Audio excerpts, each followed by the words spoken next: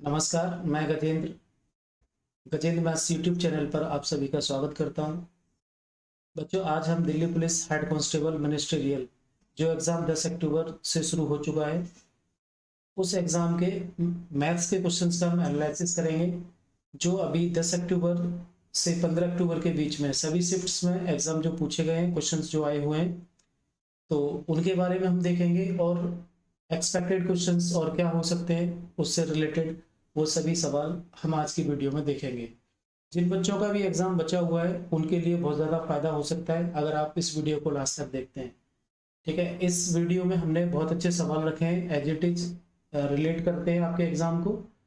ठीक है, और अच्छी ट्रिक के साथ में, अच्छे कॉन्सेप्ट के साथ में हम सारे सवालों को सॉल्व करेंगे। चलिए शुरू करते हैं आज की क्लास का पहला सवाल। Question number 1। क्वेश्चन नंबर 1 कहता है कि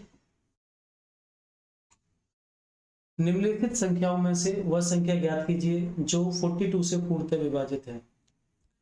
42 से पूर्णतः विभाजित है। डिविजिबिलिटी रूल पे आधारित ये सवाल है, तो देखो इसको कैसे करेंगे। हमें ट्रायल मेथड से करना है। सबसे पहले इसने कहा है कि 42 से डिवाइड होना चाहिए। अगर 42 से डिवाइड होना चाहिए तो इसका मतलब होता है 42 के फैक्टर होते हैं 6 इंटू 7, यानी ऐसी संख्या जो 6 से और 7 से दोनों से डिवाइड हो। क्लियर। अब 6 से डिवाइड होने का रूल क्या है कि वो 2 से और 3 से दोनों से डिवाइड होनी चाहिए और साथ में 7 से डिवाइड होनी चाहिए। क्लियर। हमें 42 बनाना है तो ऐसी संख्या देखनी है कि जो 2 से भी कटती है, 3 से भी और 7 से भी। तो direct hit and trial method का क्वेश्चन है। तो सबसे पहले देखो 2 को देख लेते हैं कि 2 से कटने वाली संख्या कौन सी है। तो 2 से कटने वाली संख्या का नियम होता है कि यूनिट डिजिट इवन डिजिट होना चाहिए। तो आप सभी को देख पा रहे हैं यहाँ पे 2, 2, 4 और 2, यानी ये सभी नंबर ऐसे हैं जो आपके 2 से डिवाइड हो जाएंगे। ठीक है। अब नेक्स्ट आपको क्या करना है, आपको ऐसी संख्या ढूंढनी है 2 से तो जो डिवाइड हो गई, अब 3 से भी होनी चाहिए। क्लियर। अब 3 से डिवाइड के लिए आप देखेंगे 3 से डिवाइड का रूल क्या होता है कि डिजिट सम जो होना चाहिए वो 3 से डिवाइड हो जाना चाहिए। तो हमें क्या करना है, इन चारों ऑप्शन में ऐसी संख्या ढूंढनी है जो 3 से कट जाती है। इसको आप देखते हैं 3 से काटने का नियम, ये तो 3 से कट ही जाएगा, और यानी डिजिट सम आप इकट्ठा जोड़ लीजिए या फिर इंडिविजुअल भी आप डिवाइड करके देख सकते हैं। ठीक है, 2, 5, 7 और 2, 9, ये भी आपका 3 से कट जाएगा, लेकिन ये 2 बच जाता है लास्ट में, ये संख्या आपकी 3 से नहीं कटेगी। तो इसका मतलब ये आंसर नहीं होगा। Next option number B check करेंगे तो ये बनता है आपका 2, 5, 4, यानी 9 हो गया। 9 3 से कटता है, 4 और 2 6, 6 भी कटता है। इसका मतलब है ये संख्या 2 से भी कट रही है, ये संख्या 3 से भी कट रही है। ठीक है, हमको क्या चेक करना रह गया, 7 से। ठीक है, 7 से चेक करना है, या तो अभी हम चेक कर लेते हैं 7 से, या फिर 2 और 3 वाला नियम, 2 का तो हम देख चुके हैं, 3 का और एक बार यूज कर लेते हैं।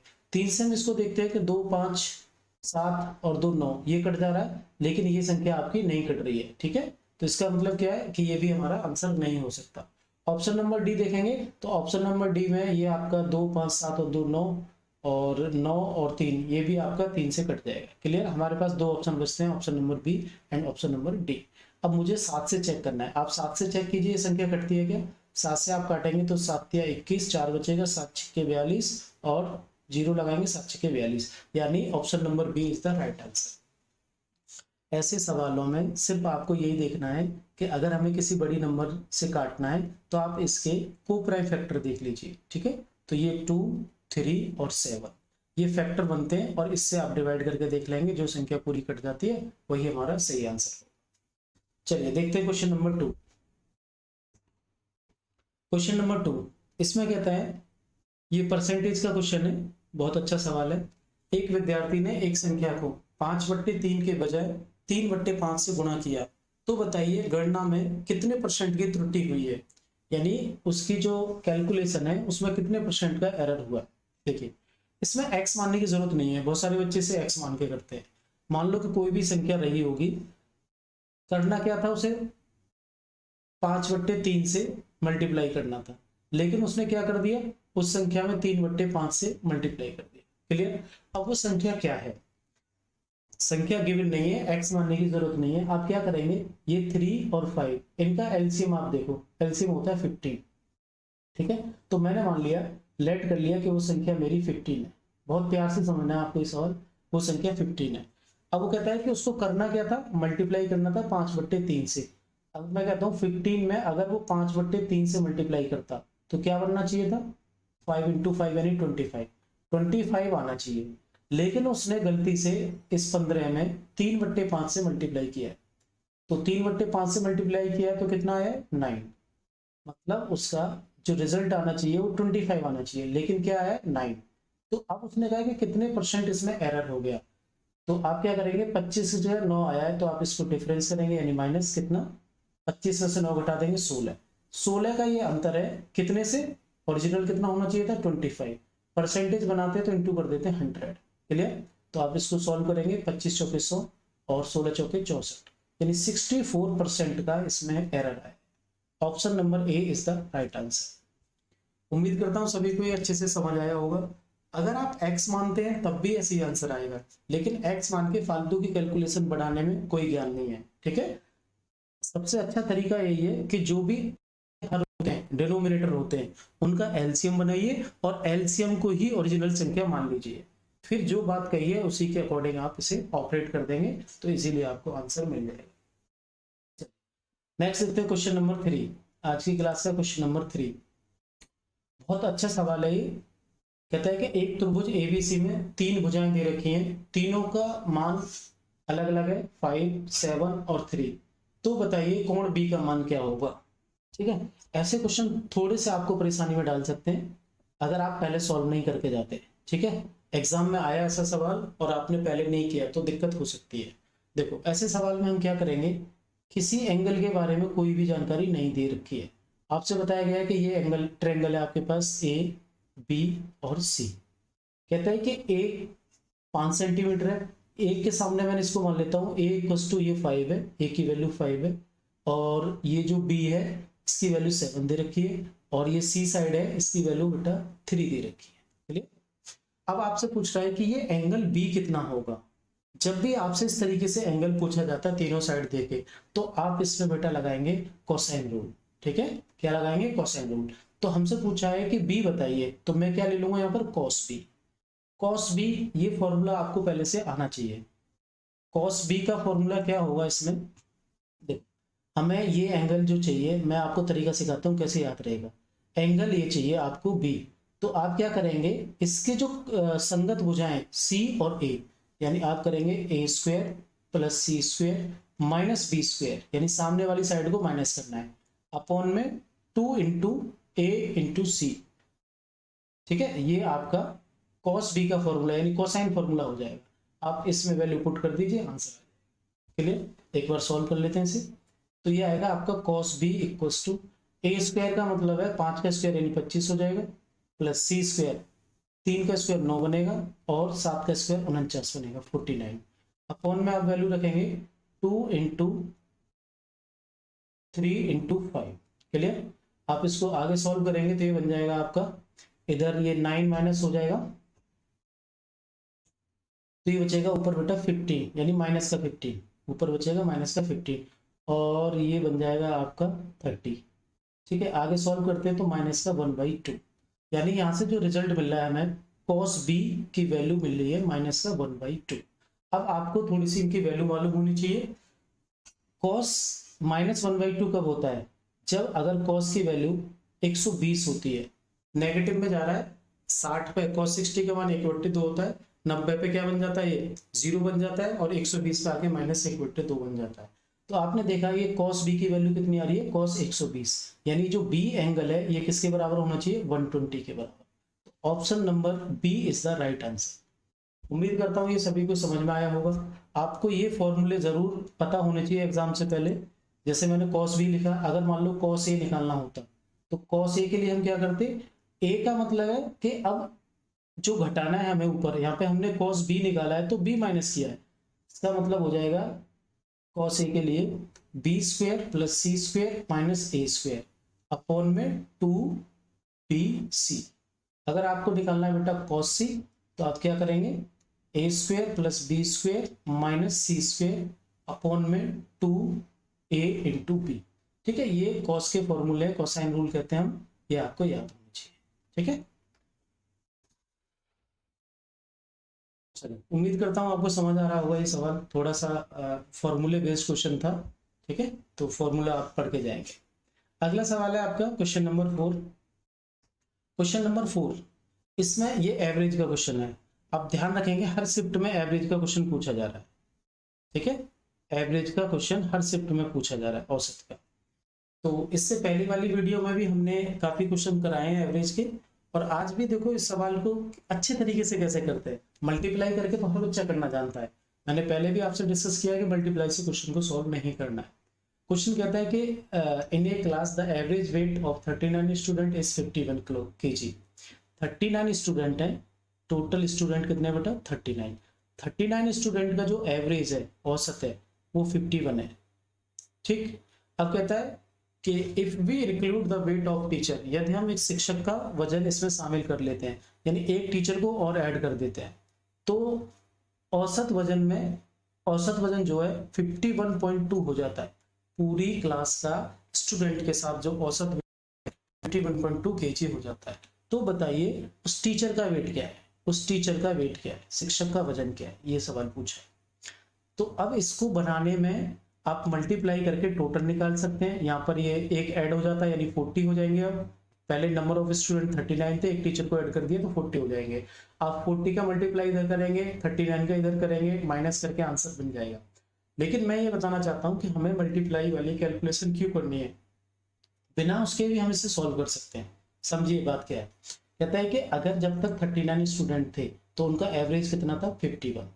अब टीचर को शामिल कर लिया, अगर टीचर को शामिल कर लिया, टीचर का भी वेट उतना ही होता 51, तो इसके एवरेज में ना तो कमी आती ना वृद्धि होती।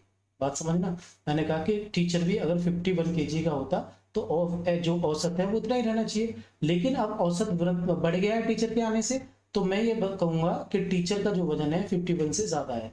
ठीक है, कितना ज्यादा है, तो यहाँ पे देखेंगे औसत में वृद्धि कितनी हुई है, 51 से 51.2 हुआ है, तो ये 0.2 की वृद्धि हुई है।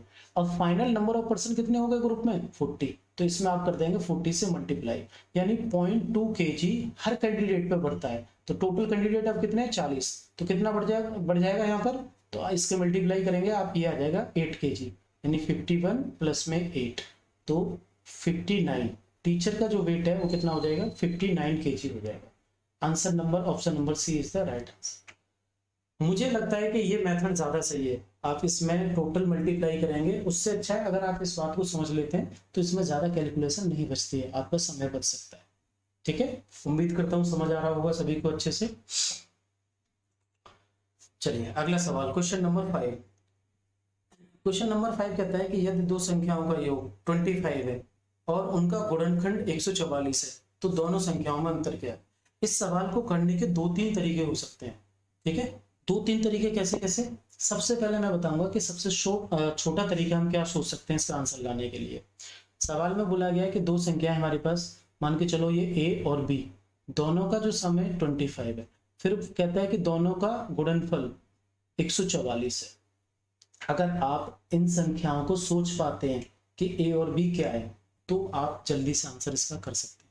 सोचने का तरीका क्या है, यहाँ से देखिए, ये दे रखा है कि इसने दोनों संख्याओं को गुणा करते हैं तो 144 आता है।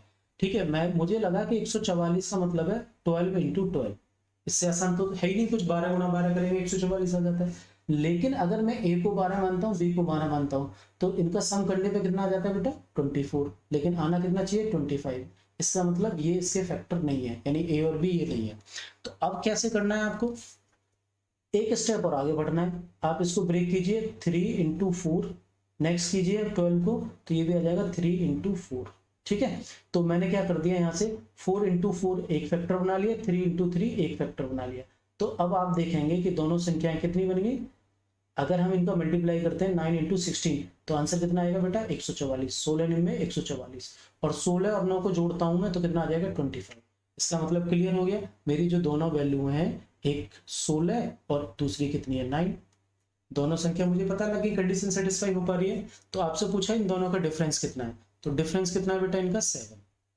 आंसर हो जाएगा आपका ऑप्शन नंबर ए। ठीक है, और क्या तरीके हो सकते थे। अगर आप ऐसे नहीं कर पाते तो क्वाड्रेटिक इक्वेशन बनानी पड़ती। क्वाड्रेटिक इक्वेशन में फिर आपको 144 को ब्रेक करना पड़ता, स्प्लिटिंग मिडिल टर्म करते, या फिर आप इसमें फॉर्मूला लगा सकते थे। ठीक है, देखिए दूसरा तरीका ऐसे हो सकता था a + b = 25। ठीक है, a इंटू बी दे रखा है 144। तो आप क्या करते बेटा, इसमें इसको होल स्क्वायर करके सॉल्व कर सकते थे। इसको बनाते आप a square plus b square plus 2ab, और यहाँ ए बी की वैल्यू पुट करते, ये 625 बनता।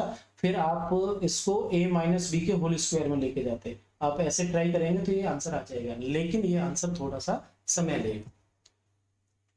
आज की क्लास का क्वेश्चन नंबर 7, और ये अलजेब्रा से लिया गया है। कहता है कि if x plus 1 upon x equals to 7.5 then what is the value of x cube plus 1 by x cube. ठीक है, तो ये बेसिक आइडेंटिटी पे क्वेश्चन है, और जैसा कि आप हर शिफ्ट में देख रहे हैं अलजेब्रिक आइडेंटिटीज के ऊपर क्वेश्चन आपसे पूछे जा रहे हैं। ज्यादातर ये क्यूब वाली आइडेंटिटी या फिर स्क्वायर वाली आइडेंटिटी पे क्वेश्चन देखने को मिल रहा है। तो आप ये बेसिक आइडेंटिटी जरूर करके जाएं एग्जाम से पहले। ठीक है, चलिए सॉल्व करते हैं। सवाल का आंसर क्या हो सकता है। हर बच्चा जानता है कि हम इस सवाल को ऐसे सॉल्व कर सकते हैं, if x plus 1 upon x equals to a, और आपसे पूछा जा रहा है x cube plus 1 upon x cube, तो ये बन जाता है हमारा a क्यूब माइनस 3a। ठीक है, यहाँ पर होल क्यूब वाली प्रॉपर्टी हम लगा रहे हैं इसमें। तो इसका आंसर निकालने के लिए a की वैल्यू को आप रिलेट कर लीजिए, कितना 7.5। तो यहाँ से सॉल्व करेंगे आगे, तो ये आ जाएगा 7.5 का क्यूब माइनस 3 इंटू 7.5। क्लियर। अब इसको सॉल्व करना है तो मैं कोशिश करूंगा कि इसकी कैलकुलेशन थोड़ी सी कम हो। तो आप इसमें सबसे पहले इसको क्यूब को सॉल्व मत कीजिए, मैं चाहता हूं कि आप इसमें से इसको 7.5 को कॉमन ले लीजिए। जब कॉमन आप लेंगे तो ये बनेगा 7.5 का स्क्वायर माइनस 3। ठीक है, अब करना थोड़ा आसान होगा। आप इधर से इसे सॉल्व करेंगे 7.5, स्क्वायर सॉल्व करेंगे 75 का, तो ये बन जाएगा 25 7 8 56, यानी 56.25 माइनस 3। नेक्स्ट 7.5, इसमें से 3 घटाएंगे तो ये बचेगा बेटा 53 इंटू 53.25। अब इसका गुणा करना है। अब गुणा करने का मतलब ये नहीं है कि आप पूरा इसको विधिवत तरीके से गुणा करें। ऑप्शन पे चलिए, ऑप्शन के हिसाब से हम इसका आंसर निकाल सकते हैं।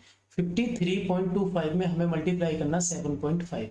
आप ऑप्शन देखेंगे ये 58, देखो 58 है, तो ये आंसर नहीं हो सकता, ये भी आंसर नहीं हो सकता, ये भी आंसर नहीं हो सकता। मैं ऐसी बात क्यों कह रहा हूँ, क्योंकि 7 तो है, 7.5 से गुणा करना है इसमें, तो इसकी वैल्यू बढ़ी जाएगी, है ना। 5 5 आ रहा है, 25 आएगा लास्ट में सभी में। तो यहाँ से आप एलिमिनेट करके देख सकते हैं ऑप्शन से। ठीक है, तो आंसर आपको क्या मिलेगा इसका, ऑप्शन नंबर बी। आप मल्टीप्लाई करके देखेंगे तो ऑप्शन नंबर बी मिल जाएगा। क्वेश्चन नंबर 7, आज की क्लास का हम क्वेश्चन नंबर 7 देखते हैं, और ये आपका एडवांस मैथ से आ रहा है। एडवांस मैथ से जैसा कि आप देख रहे हैं, ट्रिग्नोमेट्री का भी क्वेश्चन एक सवाल आ रहा है, अलजेब्रा से भी एक क्वेश्चन आ रहा है, मेंसुरेशन से भी 1 2 क्वेश्चन आ रहे हैं। ठीक है, इस तरीके से हर शिफ्ट में सवाल पूछे जा रहे हैं। तो एक ये बेहतरीन सा सवाल है, इसको करने की कोशिश करते हैं। सवाल में बोलता है कि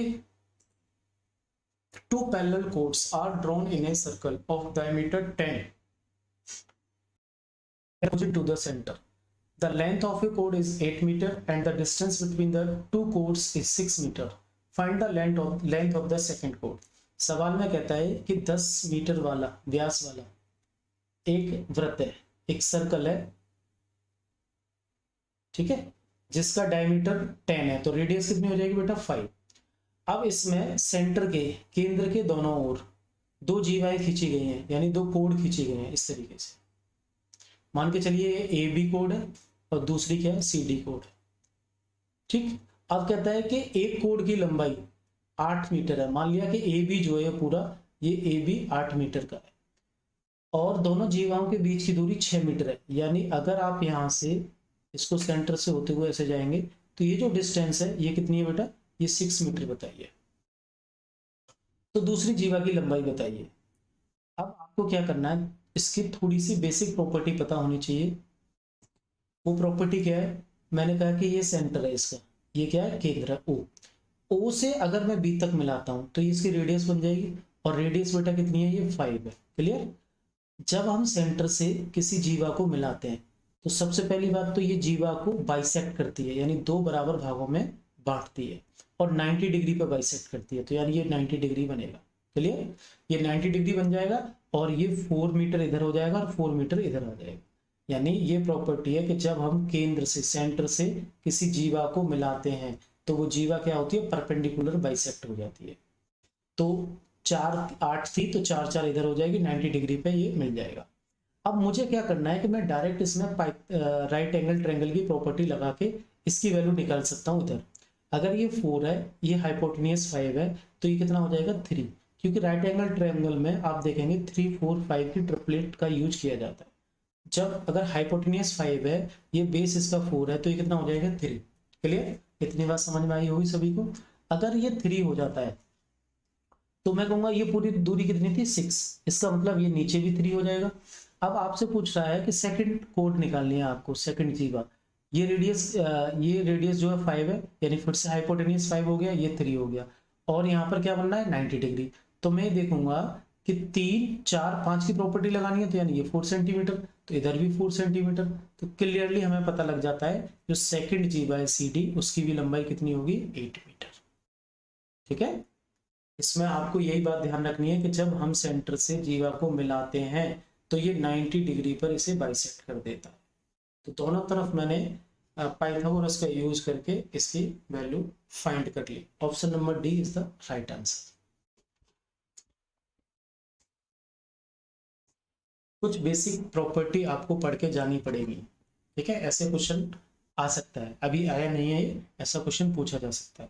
तो आप तैयार रहेंगे आने वाली शिफ्ट में, क्योंकि जैसे जैसे टाइम खिंचता है, पेपर जब स्टार्ट होता है तो पहले दूसरे दिन आसान बनता है, लेकिन धीरे धीरे जैसे ज़्यादा समय तक पेपर चलता है तो क्वेश्चंस क्या होने लगते हैं, धीरे धीरे टफ होने लगते हैं। तो इन चीज़ों का आप ध्यान रखेंगे। ऐसा नहीं है कि आप सोचेंगे टफ सवाल था और हम इसको छोड़ जाते हैं। ठीक है, अगला सवाल देखिए। टाइम एंड वर्क से 100% एक क्वेश्चन पूछा जा रहा है आपका। टाइम एंड इससे क्या नाम है, वर्क से क्वेश्चन हर शिफ्ट में एक सवाल जरूर पूछा जा रहा है। कभी कभी तो 2 सवाल भी पूछे जा रहे हैं, एक बहुत आसान होता है और एक अच्छे लेवल का होता है। तो इस सवाल को देखिए, ये क्वेश्चन क्या कहता है, थोड़ा सा आपको परेशान करेगा ये सवाल। कहता है कि ए एक कार्य का 33 से 1/3% 10 दिन में पूरा कर सकता है, बी उसी कार्य का 20% 9 दिनों में पूरा कर सकता है। उन्होंने 8 दिनों तक एक साथ काम किया। सी अकेला शेष कार्य का 30% 10 दिनों में कर सकता है। यदि ए और सी मिलकर उस पूरे काम को करें तो कितने दिन में कर सकते हैं। ठीक है, थोड़ा सा बड़ा सवाल है, आपको करना क्या है, देखिए सबसे पहले ए की हम बात करते हैं। तो ए बेटा करता है 33 सही 1/3%, यानी इसका मतलब हो जाएगा 1/3। आप परसेंटेज को हटाएंगे तो इसका मतलब बनता है जो ए है वो 1/3, यानी 3 काम है तो उसका एक हिस्सा करता है 10 दिन में। क्लियर बात? तो पूरा हिस्सा कितने दिन में करेगा, यहां से आप देखना है। ए अगर काम 3 है तो एक काम करता 10 दिन में, एक यूनिट की वैल्यू 10 दिन है, तो पूरा काम 3 है, तो 3 की वैल्यू कितनी हो जाएगी 30। या आप इसमें से पलट के मल्टीप्लाई कर सकते हैं। जब भी फ्रैक्शनल वैल्यू होती है, काम हमारा 1/3 है, 10 दिन में हो रहा है, तो पूरा काम कितने में होगा, इसमें आप पलट के गुणा कर सकते हैं 3/1, यानी 10 या 30। 30 दिन में वो पूरा काम करेगा ए। क्लियर? अब चलते हैं बी पर।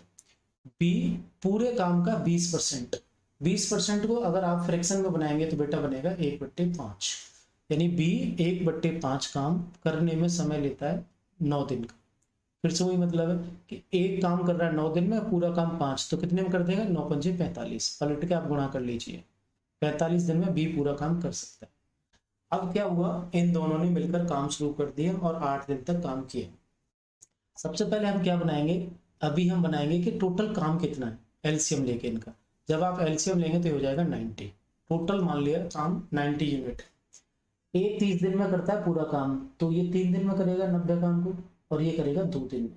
क्लियर? अब इसने बोला है कि ए और बी ने काम शुरू कर दिया, ए और बी ने काम शुरू कर दिया। काम कितना है बेटा 90 यूनिट काम है करने के लिए, और ए और बी काम शुरू कर चुके हैं। ए और बी ने केवल 8 दिन तक काम किया। तो आप देखिए ए और बी, ये वनडे वर्क आ रखा है ए और बी का, एक दिन का काम ए और बी का आपको 3 और 2 यहाँ से निकला। तो ए ने 3 काम किया, बी ने 2 किया, तो एक दिन में कर दिया 5 काम। क्लियर? और इन्होंने किया 8 दिन तक, तो 8 पंजे 40, इन्होंने 40 यूनिट काम निपटा दिया। अब बचा रिमेनिंग वर्क, शेष काम। शेष काम कितना हो जाएगा 90 - 40 यानी 50 काम को किसने किया है, सी अकेला शेष काम का 30% 40 दिन में कर लेता है। देखिए सी ने जो है शेष काम है हमारे पास 50 यूनिट, लेकिन इसका वो केवल करता है 30% काम। 30% का मतलब कितना हो जाएगा, ये हो जाएगा आपका 15। यानी 15 यूनिट काम 10 दिन में कर सकता है। तो मैं सी की कैपेसिटी निकालूंगा, सी इज कैपेसिटी, सी का एक दिन का काम 15 यूनिट उसने 10 दिन में किया है, 15 यूनिट बेटा 10 दिन में किया है, तो इसका मतलब 1.5 उसकी क्या आ जाएगी, वर्किंग कैपेसिटी आ जाएगी। एक दिन में वो काम कर सकता है 1.5। अब सवाल में ये पूछा जा रहा है कि अगर ए और सी मिलकर पूरे काम को करें तो कितने दिन में कर लेंगे। ए और सी मिलकर पूरा काम करते हैं, पूरा काम बेटा 90 यूनिट है। अब ए की कैपेसिटी कितनी है 3 और बी की कितनी है 1.5, यानी दोनों की मिलकर कितनी हो जाएगी 4.5। तो मैं क्या करूंगा, इसे 4.5 से डिवाइड कर दूंगा, इस पॉइंट को हटाएंगे तो ऊपर चला जाएगा 10 और ये 2 बार कटेगा, आपका आंसर आ जाएगा 20 डेज, 20 दिन में दोनों मिलकर काम कर देंगे। क्वेश्चन काफी अच्छा है, ठीक है, इसमें 2-3 चीजें मिक्स कर दी गई हैं और आप समझ पा रहे होंगे किस तरीके से ये सवाल हमने बनाया है। तो मैं उम्मीद करता हूँ कि ऐसे सवाल पूछे जा सकते हैं, ऐसा नहीं है कि ये मतलब हेड कांस्टेबल का एग्जाम है तो इस तरीके के सवाल नहीं हो सकते। आप तैयार रहिए, अगले शिफ्ट में लास्ट तक आप जरूर देखेंगे, जो 20 तारीख तक एग्जाम जाएगा तो जरूर इस तरीके के क्वेश्चन आपको मिलेंगे उसमें देखने के लिए। जिन बच्चों का एग्जाम है वो इन सब के लिए तैयार होके जाएं। आगे देख लेते हैं, आगे क्वेश्चन क्या है आपका। ये क्वेश्चन है सक्सेसिव डिस्काउंट से। क्वेश्चन नंबर 9 बोलता है किसी वस्तु के अंकित मूल्य पर 20%, 40% और 75% की क्रमिक छूट के लिए एक समतुल्य छूट क्या होगी। ठीक है, सक्सेसिव डिस्काउंट की बात होती है तो देखो यहाँ पे एक फॉर्मूला आपको लगाना है इक्विवेलेंट डिस्काउंट निकालने के लिए। इक्विवेलेंट डिस्काउंट हम कब लगाते हैं कि जब हमें मान लो एक D1 डिस्काउंट दे रखा है, एक D2 डिस्काउंट दे रखा है, 2 डिस्काउंट दिए गए, इक्विवेलेंट यानी समतुल्य बट्टा निकालना है तो आप लगाएंगे D1 plus D2 minus D1 into D2 upon में 100। जब भी क्रमशः की बात आएगी, 2 छूट दे रखी होती हैं तो आप समतुल्य छूट निकालने के लिए इस फॉर्मूले का यूज करेंगे।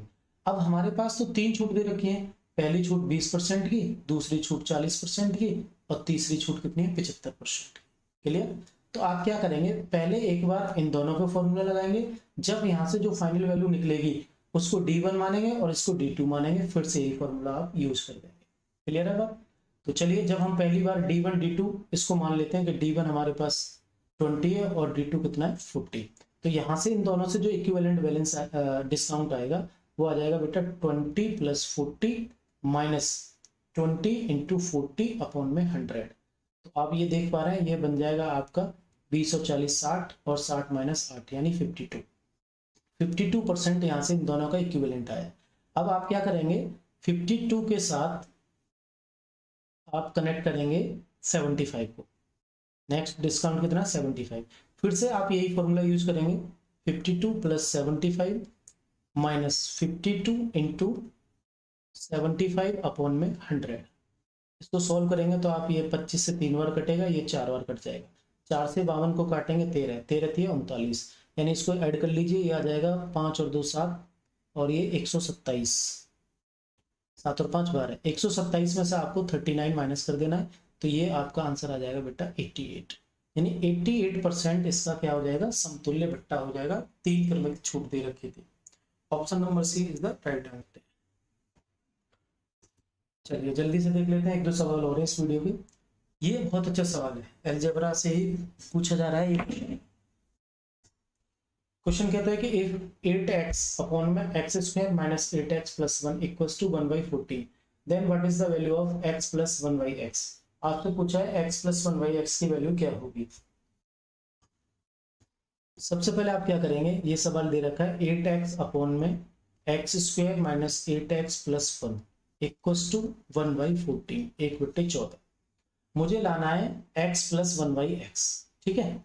तो आप क्या करेंगे, नीचे से आप x कॉमन ले लीजिए, ऊपर 8x लिखा हुआ है अपॉन में, अगर मैं नीचे x कॉमन लेता हूं तो देखिए क्या बचेगा, अंदर स्क्वायर में से x कॉमन ले लिया, x बचेगा माइनस 8, ठीक है, और इधर 1 है, x है नहीं, फिर भी हमने कॉमन ले लिया तो क्या बचेगा 1/x इक्वल्स टू 1/14। अब ये x से x कट जाएगा तो आपके पास बचा ऊपर 8, इसको आप लिख लेंगे x प्लस 1/x, इसको एक साथ कर लीजिए, कोई फर्क नहीं पड़ता ऐसे करने से, और माइनस 8 -8 को बाहर कर लीजिए, सामने लिखा हुआ है 1/14। अब आप इसमें क्रॉस मल्टीप्लाई करेंगे, क्रॉस मल्टीप्लाई करने के बाद ये बन जाएगा आपका 1 से मल्टीप्लाई इधर करेंगे तो यानी ये बनेगा x + 1/x माइनस का 8 इक्वल्स टू 8 × 14। क्लियर।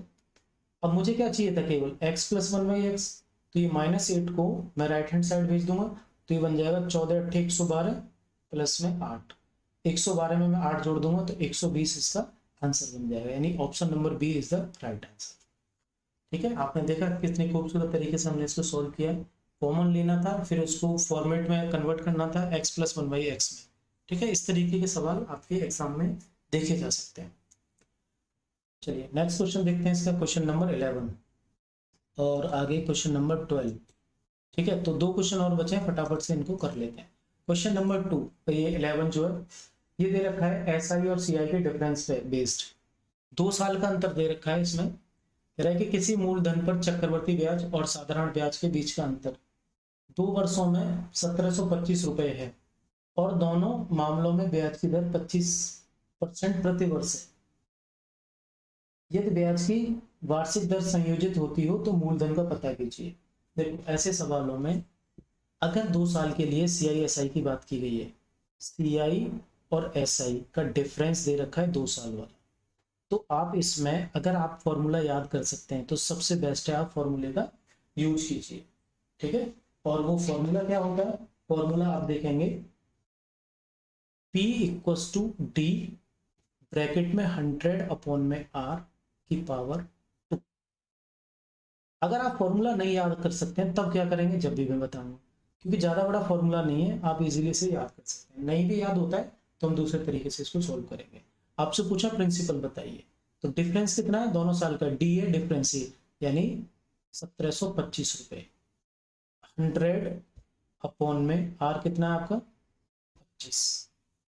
ठीक है, की पावर 2। अब आप इसको सॉल्व करेंगे बेटा तो ये बन जाएगा 25 से काट लीजिए इसे, 25 चौके 100, 4 आ गया यानी 4 का स्क्वायर 16, यानी सीधा बन गया 17 गुणा में 25, सॉरी 1725 गुणा में 16। अब आप 16 से इसमें मल्टीप्लाई करेंगे तो ये बन जाएगा आपका 16 पंजे 80, 8 16 दूनी 32 और 8 40, 4 16 सत्ते 112, 112 और 4 यानी 116, 11 हासिल का, 16 एकम 16 और 11 27, यानी आपने देखा कि 27,600 क्या है हमारा प्रिंसिपल है, मूलधन है। Option number C is the right answer.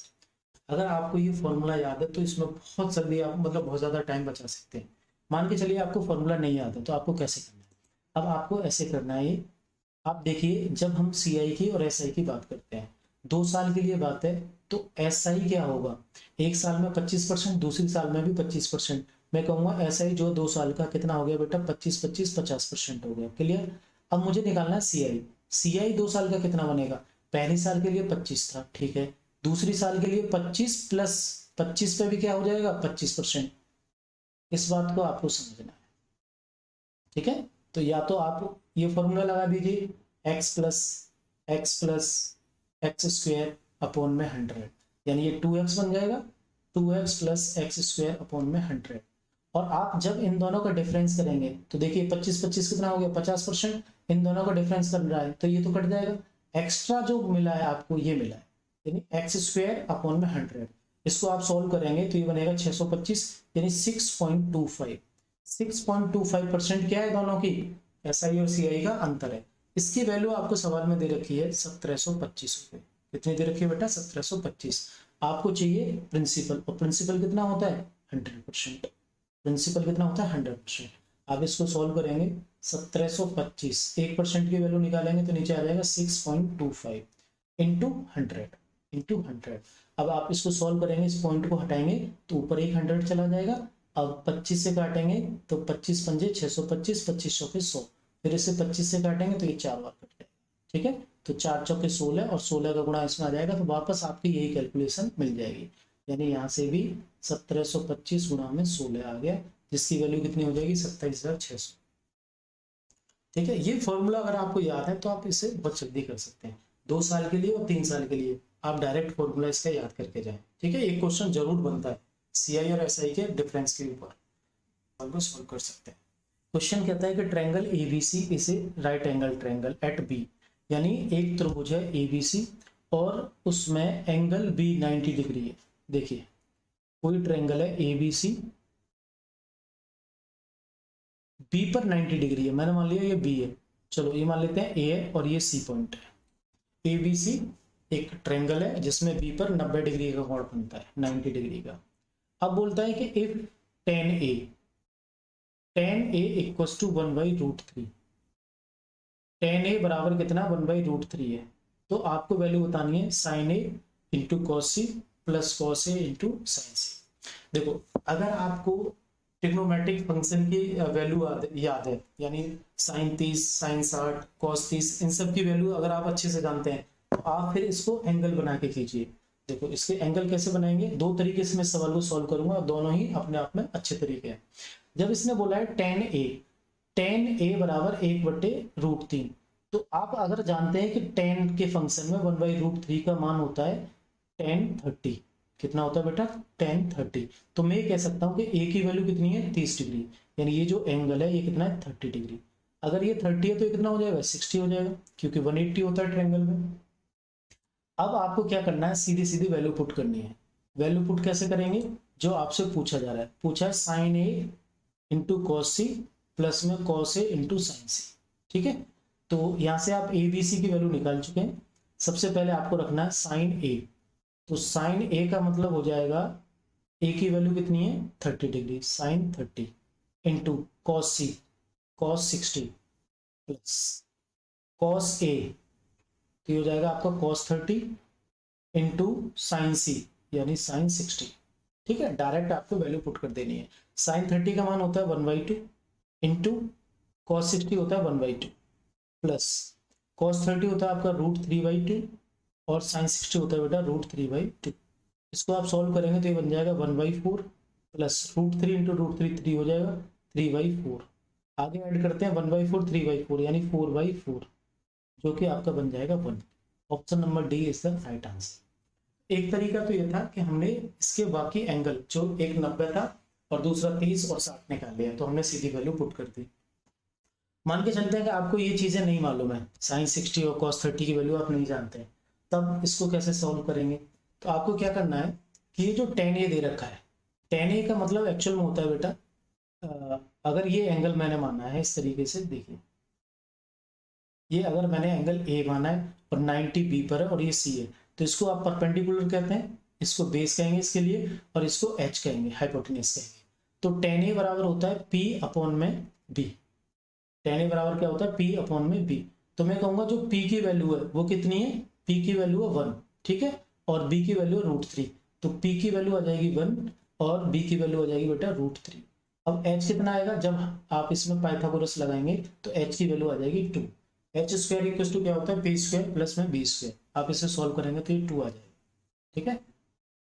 1 का स्क्वायर 1 होगा, √3 का स्क्वायर 3 हो जाएगा, 3 प्लस 1 यानी 4, 4 का रूट करेंगे तो 2 आ जाएगा। अब आपको ये मालूम होना चाहिए, जैसे इसने पूछा है sine a into cos c plus cos a into sine c, ठीक है। अब आपको साइन ए क्या होता है, साइन की वैल्यू पता होनी चाहिए, साइन होता है p अपॉन में h और कॉस होता है बेटा b अपॉन में h, ठीक है। इस रिलेशन को हम यूज करके इसका आंसर निकाल सकते हैं। अब साइन a लगाना है, ये एंगल है a, तो इसके लिए p सामने वाला होगा, तो ये आ जाएगा आपका 1 अपॉन में h, कितना है h दोनों के लिए सेम रहेगा 2, तो 1/2 इंटू कॉस c, तो c एंगल देखो, अब ये एंगल है तो इसके लिए p और b चेंज हो जाएगा, h सेम रहता है, सामने वाला एंगल के सामने वाला क्या बनता है p बनता है।